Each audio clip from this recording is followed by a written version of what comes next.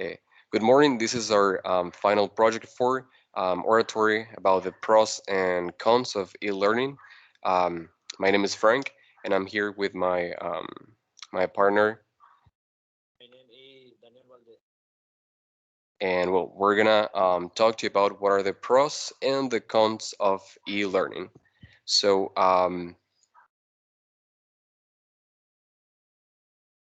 So, to start, we have to know like the basics of what is e-learning, and it's just simply teaching through an online method using electronic help and electronic measures. So these all actually became more prominent with the fall of the pandemic, and that's when we started to use it the most. So with all of that, there are a lot of opinions about if it's a good thing or if it's a bad thing. So today I'm going to talk to you about the pros about the e-learning nowadays. So to start, we're going to talk about the flexibility that basically now that we're in e-learning, we have the possibility to have more flexibility in our lives and also studying at the same time. We can have a balance with our studies and our career without feeling so much stress. And also, we can work from the comfort of our home without without any without not a lot of stress. As second, we also have that e-learning helps you to learn a lot of online skills. Um, it, no, it won't only help you to achieve your educational goals, but like you will gain more knowledge about how to go through the internet, how to do presentations, how to be able to work with the tools that you have as Word, PowerPoint, um, and one that it's not very common to use in students, also Excel, and it gives you that possibility. And also another good thing about e-learning is that you will have more self motivation. Um, you have to develop a proper management skills to be able to have everything in order. Now that we are on an online method, it's a little bit more difficult because we're by ourselves, so we have to put more responsibility and priorities while doing an online learning. And also, there is the easy access that we have now in e-learning. Some days, you don't want to leave the house, and now you have the possibility to be at the comfort of your home. With work becomes too stressful, friends become too demanding, and your body needs a rest. So, being in online learning, it gives you that type of ease in your life, so you can have easy access. You can do it from anywhere you want to. You can go to classes anywhere you want to. You can do it from your computer, from your phone.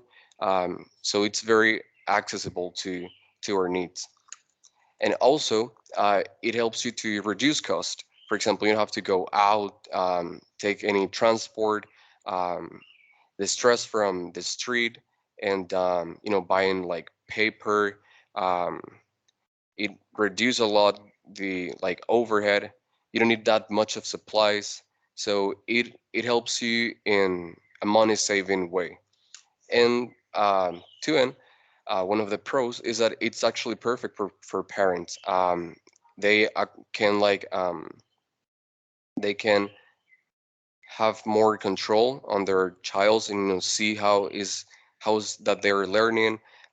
They can educate their children and also take care of them at the same time. So that's actually a really good thing about e-learning.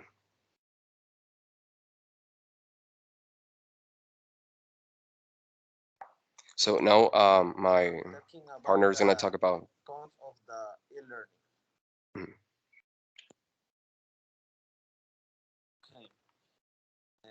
I'm thinking that virtual education is one of the best alternatives to continuing the teaching work. It also had its cost or disadvantage.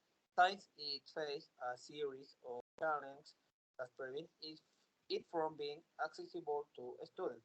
Here I will mention some cons or disadvantage. Digital gaps. Number one, those students would not have the device or technological infrastructure at home cannot join this modality. Take, taking into account that in this model the main thing is to have optimal conditions in terms of connection to internet networks and tools to carry out the virtual education process. Number two, lack of the physical interaction. This, this is one of the main concerns among educators and parents. Quality is here, so uh, they both we do not seek to replace presence because it provides socio-affective and cognitive that are important for the learning processes that are live in the classroom. The physical contact and the experience that children live in education centers, mainly those of early childhood, are essential for the development of their personalities and relationships. That is why return to the classroom is considered a necessity. Number three, there is now difference between home space and educational space. Home becomes classrooms, and sometimes they are not suitable for study days. Bedrooms are now classrooms. The dining room is the study table. This means that students do not differentiate the educational context at the personal. At home, there is limited space for the development of physical activities, and in many cases, there are no appropriate elements to carry them out. Number four, exposure to long hours working with electronic device. The time in which students are exposed to screen and device generated physical fatigue and health problems, mainly vision, neck, and back. Children are exposing themselves for long hours to this equipment, and we have noticed the consequence of this because parents come to use taking help or physical health issues.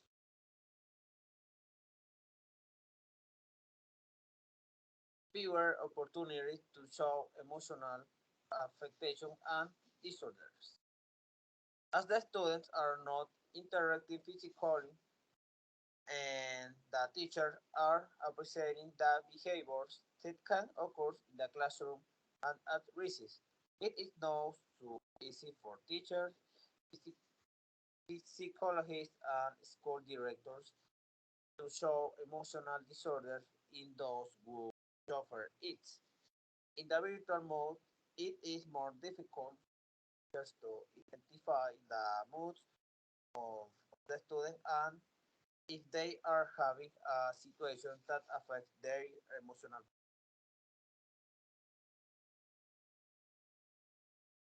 Number six, teaching content can be superficial. Teaching becomes a cluster of tasks with end and start dates. That is to say, the possibility of access and consolation is good. In the end, the instructional process is summarized in a series of fragment works and with few internal relationships between them. Those reduce time and more clear and adapted achievement the perspective of the learner and of the learning itself.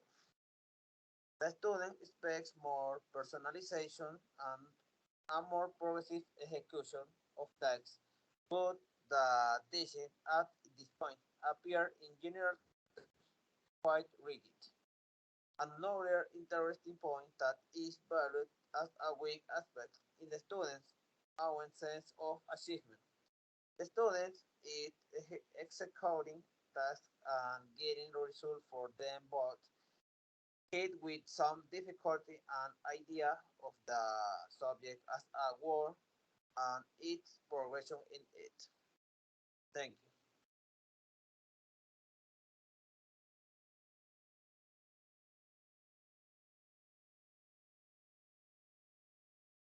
Lit.